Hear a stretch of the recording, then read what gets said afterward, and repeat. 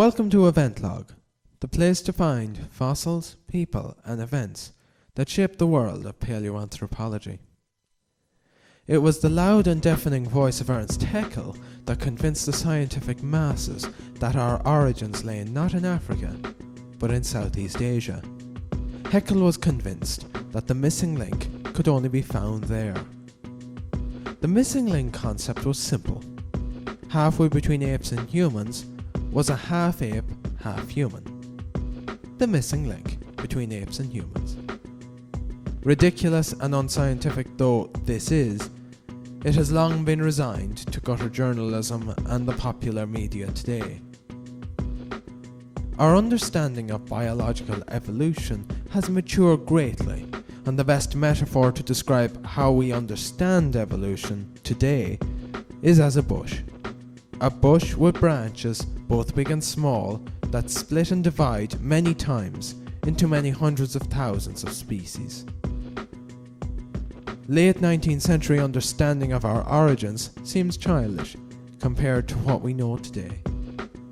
Early scientists were probing in the dark with the long-standing Asia origin assumption. Assumptions run sprints.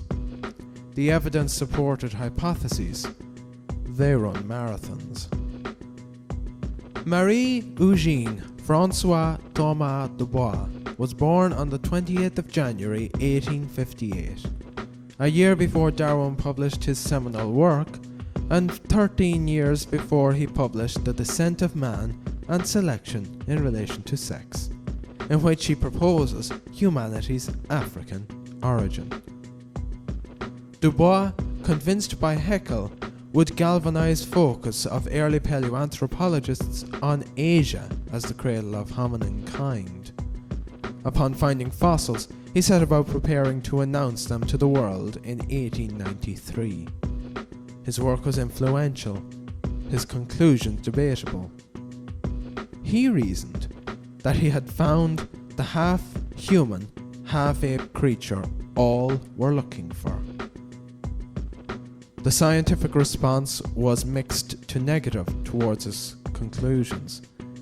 Nevertheless, if there is one word to describe Dubois, it is stubborn. He held fast to his ideas till his death in 1940. The science of paleoanthropology was at a crossroads by the time of his death.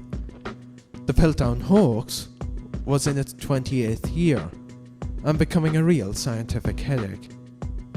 The Taung child was 15 years in scientific discussion, along with the growing evidence of hominin fossils in South Africa.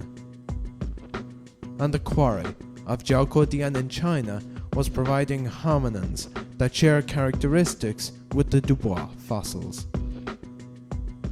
This is the most confused the science of paleoanthropology has ever been in trying to make sense of fossils known at that time.